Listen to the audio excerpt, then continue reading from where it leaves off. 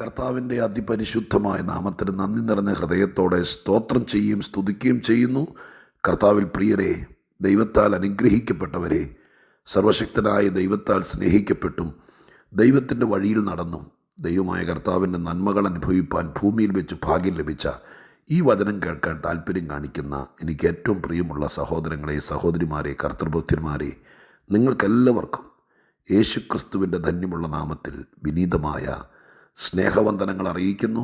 നമ്മുടെ കർത്താവ് നിമിത്തം നമുക്ക് തരുന്ന എല്ലാ സ്വർഗീയ ആലോചനകൾക്കായിട്ട് സ്തോത്രം. സർവശക്തനായ ദൈവം നമുക്ക് ആലോചന തന്നും വഴി പറഞ്ഞു തന്നുമെല്ലാം ജയത്തോടെ നടത്തുന്നതിന് കർത്താവിന് നന്ദി നിറഞ്ഞ ഹൃദയത്തോടെ സ്തുതിയും സ്തോത്രവും മഹത്വവും പുകഴ്ചയും കരയറ്റിക്കൊണ്ട്, ഇന്ന് കർത്തൃദിവസമാണല്ലോ, ദൈവസന്നിധിയിൽ ഈ നല്ല സുദിനം നമുക്കൊത്തിരി അനുഗ്രഹമാകട്ടെ എന്ന് പ്രാർത്ഥിച്ചുകൊണ്ട് ഇന്നത്തേക്കുള്ള ദൈവാലോചന ഞാൻ നിങ്ങൾക്ക് പങ്കുവയ്ക്കാൻ ആഗ്രഹിക്കുകയാണ്. സങ്കീർത്തന പുസ്തകങ്ങളിൽ നിന്നാണ് ഒരു വാക്യം വായിക്കാൻ ആഗ്രഹിക്കുന്നത്. 39-ാം സങ്കീർത്തനം 10-ാമത്തെ വാക്യം. 39-ാം സങ്കീർത്തനത്തിൻ്റെ 10-ാം വാക്യം. ദൈവമേ, അങ്ങയുടെ ബാധ എങ്കിൽ നിന്ന് നീക്കണമേ, നിൻ്റെ കൈയുടെ അടിയാൽ ഞാൻ ക്ഷയിച്ചിരിക്കുന്നു. നിൻ്റെ ബാധ എങ്കിൽ നിന്ന് നീക്കണമേ, നിൻ്റെ കൈയുടെ അടിയാൽ ഞാൻ ക്ഷയിച്ചിരിക്കുന്നു. ദൈവത്തോടുള്ള അഭയാചനയാണ്. പ്രത്യേകിച്ച് വ്യത്യസ്തമായിരിക്കുന്ന ഒരു പ്രാർത്ഥനാ വാചകം. എന്നെ അനുഗ്രഹിക്കണേ, എന്നെ സഹായിക്കണേ, എന്നെ ശത്രുവിൻ്റെ കയ്യിൽ ഏൽപ്പിക്കരുതേ, എനിക്ക് ആഹാരം തരണേ, എനിക്ക് ബലം തരണേ, പരീക്ഷയ്ക്ക് ജയിക്കണേ, നല്ല ബുദ്ധി തരണേ എന്നൊക്കെയുള്ള കൊച്ചു കൊച്ചു പ്രാർത്ഥനകൾ ദൈവത്തോട് ചോദിച്ചിട്ടുള്ളവരാണ് എന്നെ കേൾക്കുന്ന എല്ലാ തരം ആളുകളും. എന്നാൽ വളരെ സൂക്ഷ്മതയോടെ, തിരിച്ചറിവോടെ എന്ന് വേണം പറയാൻ ഈ പ്രാർത്ഥനാ വാചകം. 39-ാം സങ്കീർത്തനവും ദാവീദിൻ്റെ സങ്കീർത്തനമാണ്. പക്ഷെ ദൈവത്തോട് പ്രാർത്ഥിക്കുന്ന ഈ പ്രാർത്ഥനാ വാചകം വളരെ തിരിച്ചറിവിൻ്റെ ഒരു പ്രാർത്ഥനയാണ്. അത് തിരിച്ചറിവിൻ്റെ പ്രാർത്ഥന എന്ന് പറയാൻ കാരണം, നമ്മുടെ പല പ്രാർത്ഥനകളും ഒരു തിരിച്ചറിവിൽ നിന്നുള്ള പ്രാർത്ഥനയല്ല. ചിലതൊക്കെ ഊഹാപോഹങ്ങൾ, തെറ്റിദ്ധാരണകൾ, ചിലതൊക്കെ തനി ആവർത്തനങ്ങളൊക്കെയാണ്. ഇവിടെ വളരെ കൃത്യമായൊരു തിരിച്ചറിവ്. എന്താണ് തിരിച്ചറിവ്? ദൈവത്തിൻ്റെ എന്തോ ബാധ എന്നിലുണ്ട്, അത് എന്നിലിരുന്നുകൊണ്ട് എന്നെ അങ്ങ് ക്ഷയിപ്പിച്ചുകൊണ്ടിരിക്കുകയാണ്. ഈ തിരിച്ചറിവ് എന്നെ ആരാണ് ക്ഷയിപ്പിക്കുകയാണ് എന്ന് ചിലപ്പോൾ ഒത്തിരി പേര് പ്രാർത്ഥിക്കുന്നുണ്ടായിരിക്കാം. ഇച്ചിരോടെ എൻ്റെ ദൈവമേ, എൻ്റെ ഈ പിശാചും ഈ ചുറ്റുവട്ടത്ത് കിടക്കുന്നവരും പിന്നെ അവർ ചെയ്യുന്ന ക്രിയകളും ഇതെല്ലാം കൂടി എന്നെ അങ്ങ് ക്ഷയിപ്പിക്കുകയാണ് എന്നൊക്കെ പറയുന്നുണ്ടായിരിക്കാം. പക്ഷെ ഇത്ര കൃത്യമായി ദൈവത്തിൻ്റെ ബാധ എന്നിൽ കിടക്കുന്നു, അതെന്നിൽ കിടക്കുന്നത് എനിക്ക് ഭയങ്കര ക്ഷയമുണ്ടാക്കും എന്ന തിരിച്ചറിവ്. പ്രിയപ്പെട്ടവരെ, നമ്മളിൽ ഇരുന്നുകൊണ്ട് നമ്മെ ക്ഷയിപ്പിക്കുന്ന എന്തെങ്കിലുമൊക്കെ ഉണ്ടോ എന്ന് നമ്മൾ ഇന്ന് വരെ ചിന്തിച്ചിട്ടുണ്ടോ? അടുത്ത വീട്ടിൽ താമസിക്കുന്നവൻ, അടുത്ത മുറിയിൽ താമസിക്കുന്നവൻ, നമ്മുടെ വീട്ടിൽ തന്നെ താമസിക്കുന്നവർ നമ്മളെ ക്ഷയിപ്പിക്കുന്നു, നമ്മളെ എതിർക്കുന്നു, നമ്മളോട് പോരാട്ടം നടത്തുന്നു.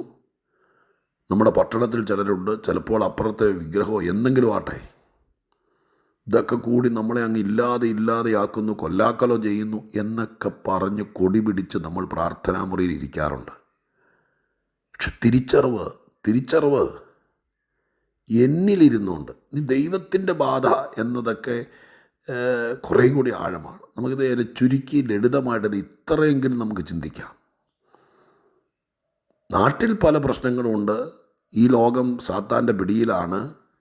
നമ്മുടെ അപ്പുറം ഇപ്പുറയും ഇടത്തും വലത്തുമൊക്കെ ഒരുപാട് ബാധകളും പോരാട്ടങ്ങളും ദുഷ്ടശക്തികളും ദുർപിശാചുക്കളൊക്കെ കണ്ടേക്കാം. അത് അവരുടെ സ്ഥലത്തിരുന്നുകൊണ്ട് ഇങ്ങോട്ട് AK-47 വെച്ച് ചടപടാന്ന് വെടിവെക്കുന്ന പോലെ വെടിവെച്ചുകൊണ്ടിരിക്കുന്നു എന്ന് മാത്രം ചിന്തിക്കാതെ, നമ്മളിലിരുന്നുകൊണ്ട് നമ്മളെ ക്ഷയിപ്പിക്കുന്ന വിഷയങ്ങളുണ്ടോ, അതൊന്ന് ചിന്തിക്കണ്ടേ, അതൊന്ന് ശ്രദ്ധിക്കണ്ടേ? ഈ ആഴ്ച ശരിക്കും അങ്ങനെയൊന്ന് ദൈവസന്നിധിയിൽ നമുക്ക് ശ്രദ്ധിച്ചാൽ ചിലപ്പോൾ ഒത്തിരി കാര്യങ്ങൾ നമ്മൾ സ്വതന്ത്രരാകും, മാനസികമായിട്ടും ശാരീരികമായിട്ടും. പ്രിയപ്പെട്ടവരെ, നമ്മിലിരുന്ന് നമുക്ക് ദോഷം ചെയ്യുന്നത് എന്താണോ അത് നമ്മിൽ നിന്ന് നീക്കിയേ പറ്റൂ. ചില മുറുകെ പറ്റുന്ന പാപങ്ങൾ, ഇതിപ്പോൾ ദൈവത്തിൻ്റെ ബാധ എന്ന് എഴുതിയിരിക്കുന്നത് കേട്ടോ. അത് ദാവീദിനെ സംബന്ധിച്ച് അതൊരു പ്രത്യേക വിഷയമാണ്. നമുക്കതിനെ ഇങ്ങനെ എടുക്കാം. പരമ്പരാഗതമായി നമ്മളിൽ വന്നത്, ആർക്കെങ്കിലും നമ്മൾ മനപ്രയാസം ഉണ്ടാക്കിയപ്പോൾ അവരുടെ മനോദുഃഖ നിമിത്തം നമ്മളിൽ അടിഞ്ഞുകൂടിയത്, നമ്മളിൽ വന്ന് വീണ ദുഃഖത്തിൻ്റെ വിത്ത്.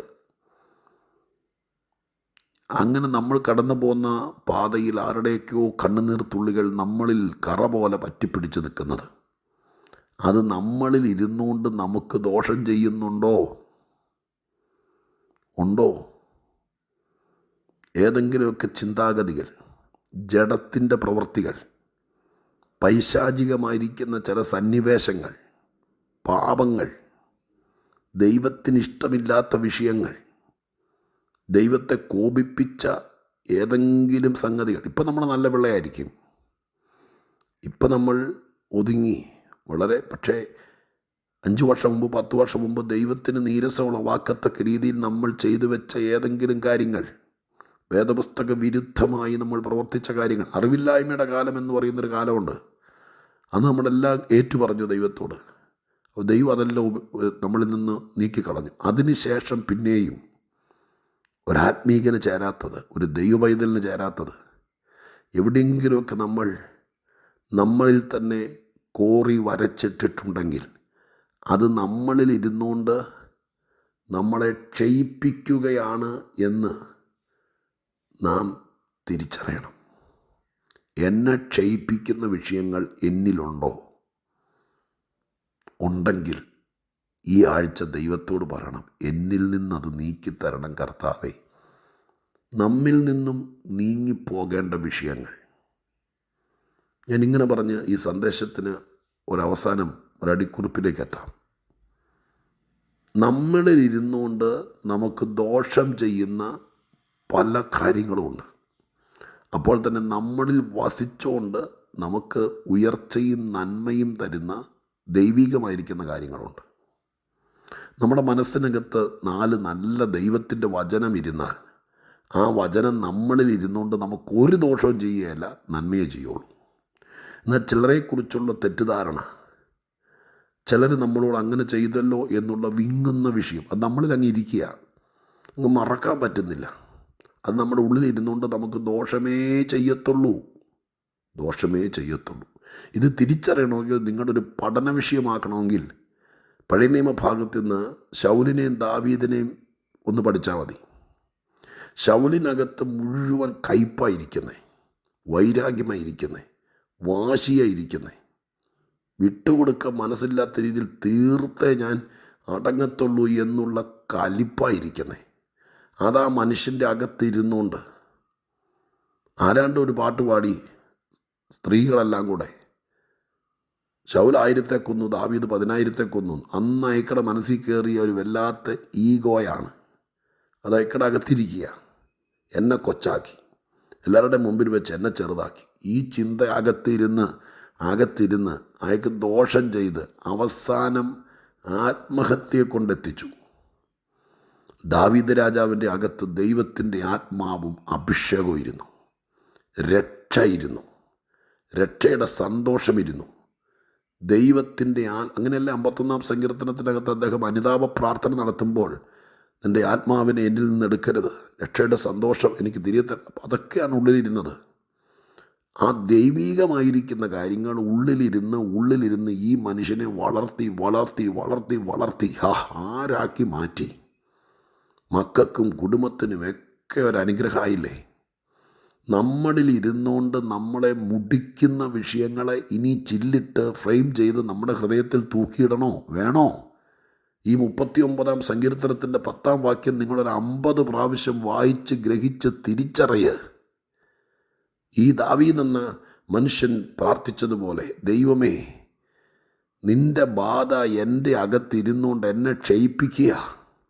ഇതൊരു ബാധയാണ്. ഈ ചിന്ത, ഈ തോന്നൽ, ഈ ദുഷ്പ്രവൃത്തി ഇടയ്ക്കിടയ്ക്ക് ഞാൻ ചെയ്യുന്ന ഈ പ്രവൃത്തി തിരിച്ചറിയും ബ്രദർ, സിസ്റ്റർ. ചുമ്മാ കിടന്ന് ദൈവത്തിൽ ആശ്രയിച്ചെന്നും പറഞ്ഞുകൊണ്ട് വെറുതെ തലകുത്തി മറിയാതെ തിരിച്ചറിയ്. അവനവനെ വിവേചിക്ക്. കുഞ്ഞുങ്ങളെ ഒന്ന് വിവേചിക്ക്. അവൻ്റെ അകത്ത് അവളുടെ അകത്ത് എന്നെ ഇരിക്കുന്നതെന്ന് ചിന്തിക്ക്. ലോകക്കാരോട് മുഴുവൻ പ്രാർത്ഥിക്കാൻ പറയാം, പക്ഷെ ഇതൊന്ന് തിരിച്ചറിയ്. എന്നിലിരുന്നുകൊണ്ട്, എൻ്റെ കുഞ്ഞിൻ്റെ അകത്തിരുന്നുകൊണ്ട്, എൻ്റെ വീട്ടിനകത്തിരുന്നുകൊണ്ട് എന്നെ ക്ഷയിപ്പിക്കുന്ന വിഷയമോ അങ്ങനെ ഒരു സംഭവം ഉണ്ടോ? ഉണ്ടെങ്കിൽ അതിനെ തൂത്തുവാരി കളയണ്ടേ? ദൈവത്തോട് പറ, എന്നിലിരുന്നുകൊണ്ട് എന്നെ മുറുകെ പിടിച്ചുകൊണ്ട് എന്നെ ക്ഷയിപ്പിക്കുന്നതെല്ലാം ഈ ആഴ്ച പോട്ടെ കർത്താവേ.